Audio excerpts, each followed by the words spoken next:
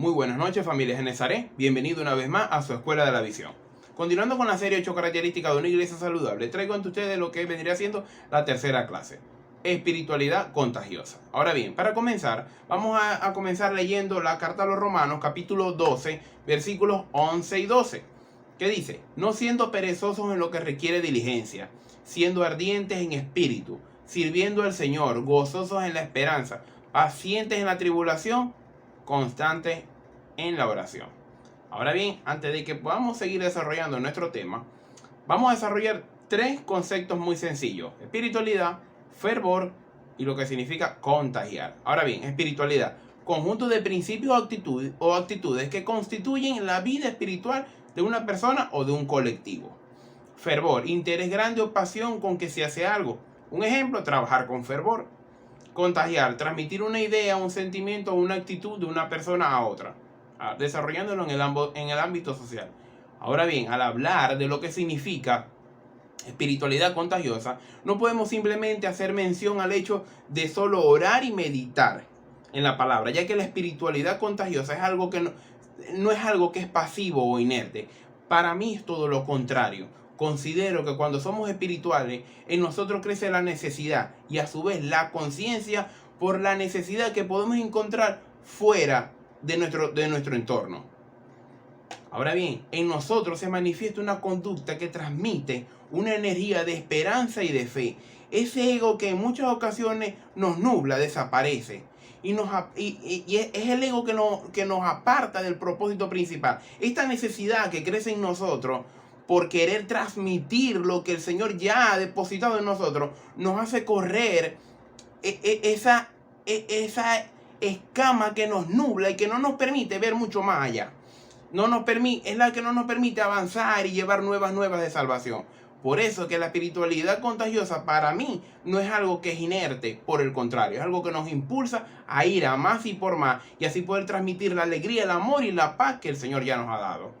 Entendiendo estos conceptos, lo que realmente significa tener una actitud espiritualmente contagiosa, preguntémonos algo: ¿de qué depende la espiritualidad en un creyente? ¿De qué depende esa espiritualidad? Pero para conocer de qué depende, entendamos primeramente de qué no depende. Y no depende de un determinado estilo espiritual. Por ejemplo, ser carismático, pentecostal, bautista. No depende de un determinado estilo. No depende de unas prácticas espirituales determinadas. Por ejemplo, una lucha espiritual de intercesión, adoración. No depende de una práctica. No es porque aquí lo hagan así, ya yo soy espiritual. No. Nuestra espiritualidad no depende de una determinada práctica. Tampoco depende de unas oraciones litúrgicas. No. La doctrina impuesta o la coyuntura que vive el creyente no determina realmente quiénes somos en el Señor. Entendiendo lo que no determina a un creyente, conozcamos lo que realmente causa en el creyente lo que es la espiritualidad contagiosa. Y el primer aspecto que realmente nos determina nuestra espiritualidad es el tiempo de oración. Una vida de oración es necesaria para lograr una comunión genuina con nuestro Padre. Esta comunión con nuestro Padre debe ir en crecimiento día tras día, y es la que nos permite encender la llama que en ocasiones busca apagarse. Es la que nos da fuerza para correr las cortinas que no nos permiten ver mucho más allá de nuestra propia ventana. Esta comunión con el Padre es la que nos permite estar conscientes de la responsabilidad que tenemos como discípulos de Jesús. Porque es muy fácil decir yo soy discípulo, y otra es vivir conforme a esa responsabilidad. El Señor nos insta a ser parte de ese grupo de hombres y mujeres que han vivido una vida abnegada para el cumplimiento de la voluntad de Dios en esta nuestra tierra. No es sencillo sacrificar sueños y anhelos por vivir el propósito de Dios, pero tampoco fue fácil para Él entregar a su único Hijo, para que así fuésemos nosotros salvos y sanos, como muchas veces lo declaramos. Y este debe ser nuestro punto de motivación para poder llevar una vida de agradecimiento, porque cada minuto que tenemos de vida, cada minuto que tenemos la oportunidad de poder respirar, es un motivo por el cual tenemos que decirle al Señor: gracias. Gracias por la vida que tú me has dado, por la oportunidad que tú me has entregado. Dentro de tantos hombres que hemos podido ver, escuchado y estudiado a lo largo de nuestra vida cristiana, yo traigo ante ustedes una pequeña historia de un hombre, de un joven, que realmente entregó su vida al servicio del Señor. Yo traigo ante ustedes la vida de David Brainerd. David Brainerd, el apasionado misionero entre los nativos americanos. Aunque este hombre murió después de haber vivido solo un tercio de lo que muchos pueden haber vivido, su influencia ha sido profunda a través de la historia de la iglesia. Ministro en circunstancias muy difíciles y aún así exhibió una extraordinaria humildad y una negación. Su gran pasión por la gloria de Dios y las almas de los pecadores se ha transmitido por generaciones gracias al diario que él dejó escrito y ha sido admirado por muchísimas generaciones. David Brainerd nació el 20 de abril de 1718 en la ciudad de Haddock, Connecticut. El padre del pequeño David era agricultor y legislador de la colonia. Sin embargo, la tragedia visitó la familia de los Brainerd a muy temprana edad de este joven David. Su padre murió cuando él apenas tenía 9 años. 5 años más tarde, cuando ya tiene 14, fallece su madre. Luego de vivir todas estas difíciles circunstancias, el pequeño David se va a vivir con su tío. Son una familia piadosa, en la cual vivió allí con ellos hasta los 18 años, cuando ya decidió empezar a cultivar la tierra en una población cercana. David Brainerd creció en una iglesia congregacionalista, así que a los 20 años decidió seguir el ejemplo de su hermano e ingresar al ministerio. Un año después ya era un estudiante de Yale. Sin embargo, tuvo que abandonar sus estudios a tan solo 2 meses de haber comenzado debido a algunos síntomas tempranos de la tuberculosis. En julio de 1739, cuando apenas tenía 21 años, y en medio de un avivamiento evangélico producto de las predicaciones de George Whitefield, entre 1714 y 1770, el joven Brainerd comenzó a experimentar un abrumador vacío espiritual, lo que lo llevó a buscar esperanza en el Evangelio, recibiendo la gracia salvadora del Señor y convirtiéndose en un gran creyente. El joven Brainerd poseía un temperamento un poco fuerte y era muy celoso.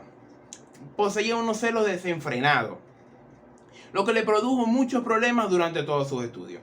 Fue expulsado de Yale después de quejarse, influenciado por su pasión evangélica, de que los profesores y la institución carecían de una pasión por el Evangelio, particularmente cuando sugirió que uno de sus tutores no tenía más gracia que una silla.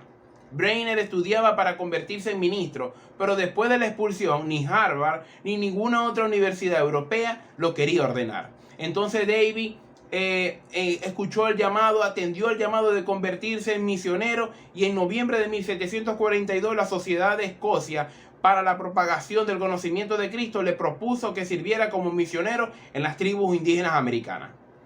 Pero como David era muy joven, primero se le aconsejó que comenzara como apoyando a uno de los ministros. Que sirviera este ministro al cual se le sugirió que con el cual comenzara a trabajar. Era de nombre John Sargent. Brainerd pudo estudiar junto con este hombre, con John, lo que era la lengua algonquina, mientras aprendía a ministrar a los nativos.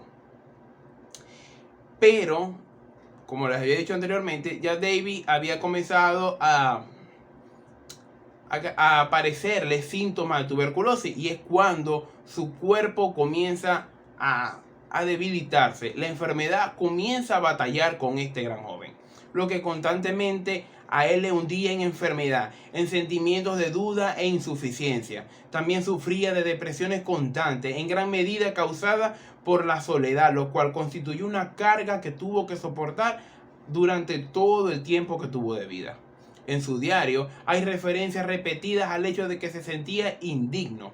Además, mientras reflexionaba sobre sus dificultades, su diario se llenó de repetidas expresiones de gratitud. Él podía ver que estas experiencias le ayudaban a pensar en el Señor y a cultivar su anhelo por el cielo. No había una enfermedad que lo apartase de la necesidad y la conciencia de responsabilidad que él había asumido por el amor a la obra de Dios. Más tarde dejó a sus anfitriones y decidió vivir entre las tribus cercanas. Ya él decide comenzar, ya deja a su tutor y ya decide impartir su propio camino y empieza a marcar su propio destino. Busca dejar su propio legado. Se muda a una tienda indígena en Conamic, Nueva York, y este no era necesariamente un alojamiento ideal para él, pero eliminaba las necesidades de viajar diariamente. También le permitió vivir directamente con las personas que buscaba evangelizar y aprender su idioma en el proceso. Después de pasar casi un año en Conamic, se mudó a la frontera. Fue a las bifurcaciones del río Delaware, al noreste de Pensilvania, para servir en solitario. Pero necesitaba encontrar a una persona que le sirviese de traductor.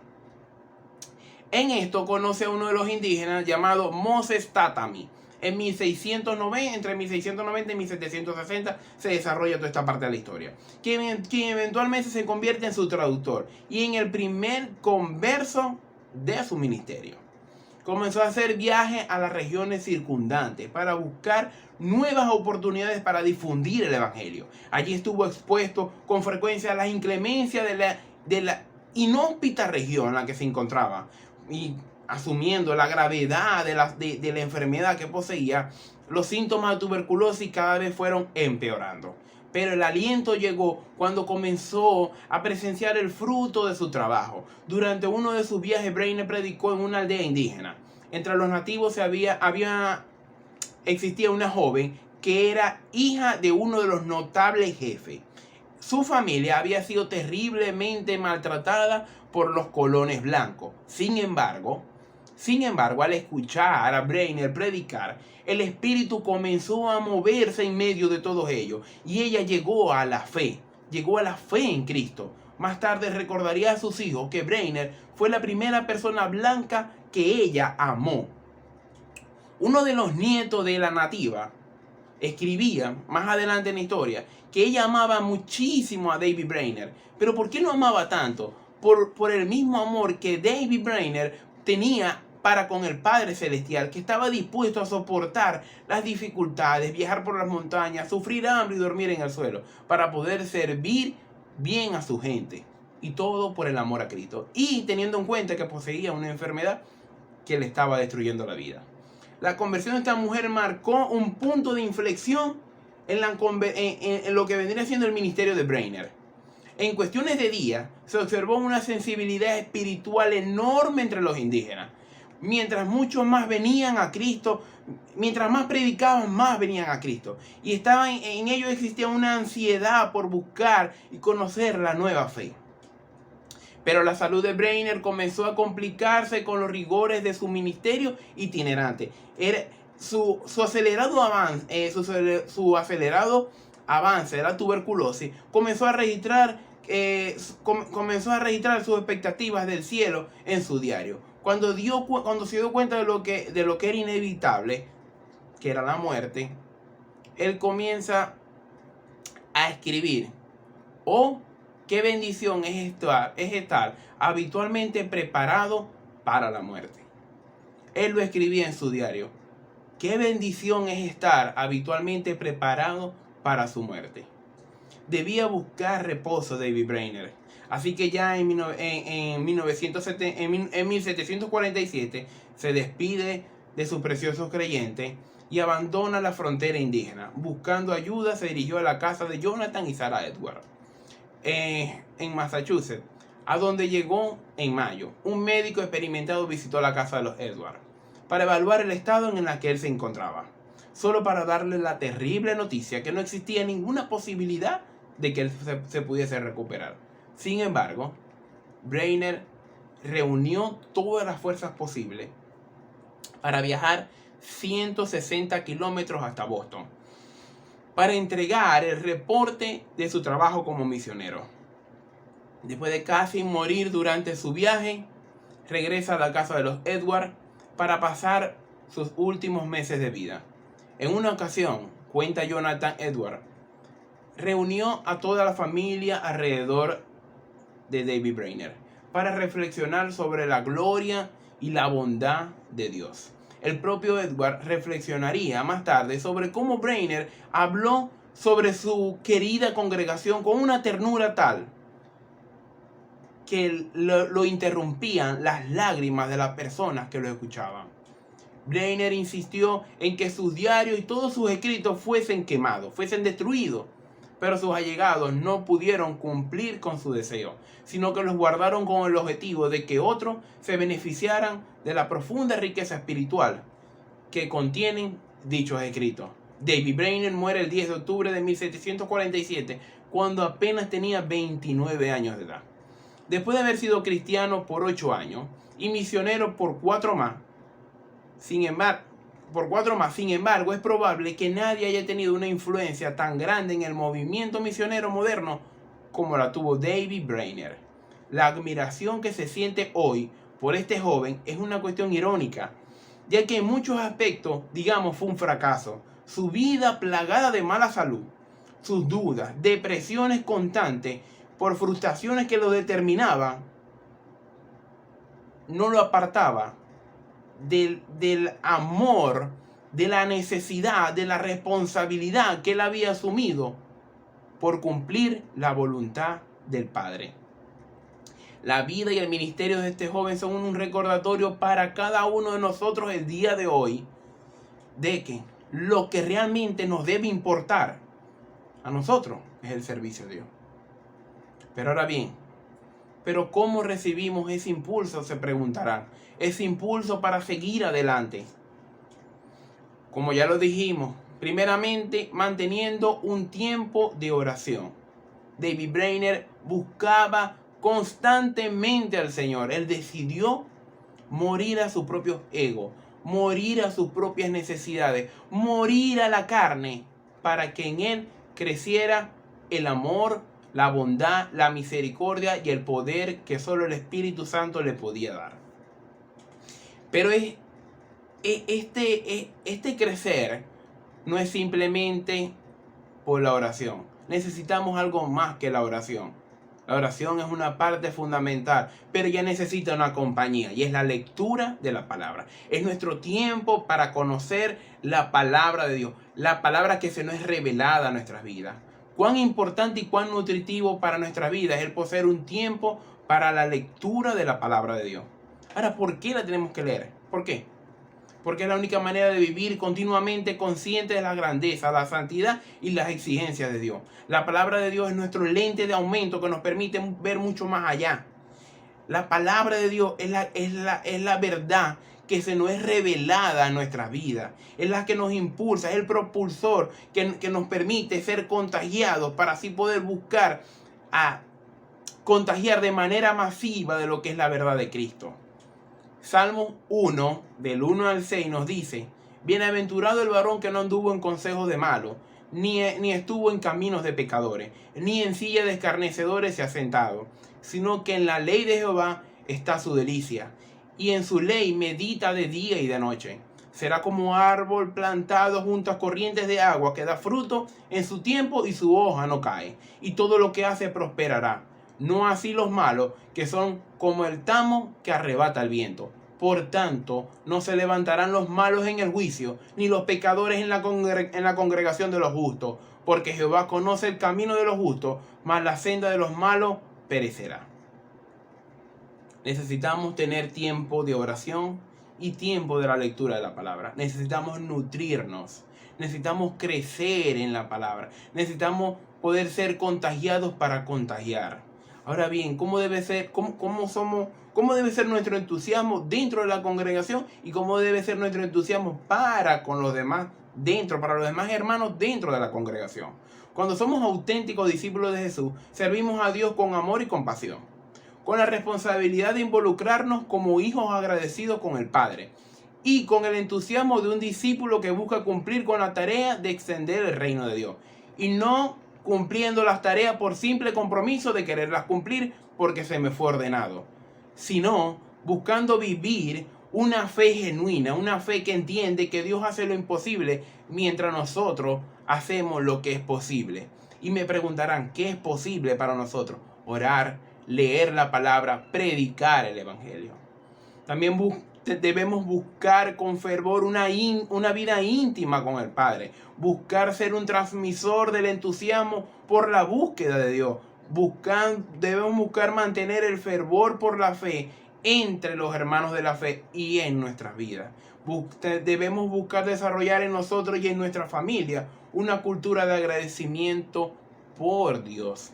Una vida de agradecimiento por el Padre y por lo que ha hecho por nosotros, en nosotros y lo que seguirá haciendo durante toda nuestra vida. Ahora bien, ¿cómo debemos hacer para que la fe cristiana sea una experiencia integral en Cristo? ¿Cómo hacemos?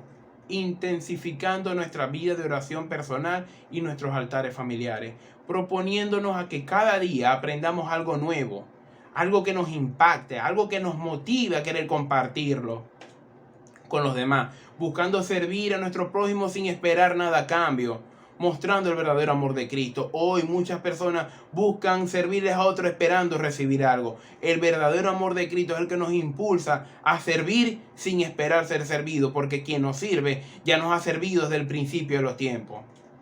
Evitemos lo que sabemos que no es de agrado a los ojos del Padre. Evitemos entristecer al Espíritu Santo de Dios. Evitemos ser fatalistas y propulsores del error y del terror. Procuremos, por el contrario, ser personas que contagian de entusiasmo a las demás personas. Que seamos personas que podamos contagiarla de esperanza a la gente, y más en estos tiempos en los cuales vivimos. Evitemos sentirnos inferiores a otros, ya que la palabra nos enseña: grita el débil, fuerte soy. Ya para culminar, quiero dejarles algo, un mensaje final. Para lograr tener un espíritu contagioso, permitámosle primeramente al Espíritu Santo de Dios que venga a contagiar nuestras vidas, para luego así poder ser emisores de esa pasión. Permitamos primeramente que el Espíritu venga a transformar nuestras vidas, para que luego podamos ser una herramienta para la transformación de la vida de los demás. Queremos poseer un espíritu contagioso. Permitamos primeramente ser contagiados y contagiemos. Muchísimas gracias. Espero que les haya gustado esta clase del día de hoy. Feliz noche y que Dios los bendiga.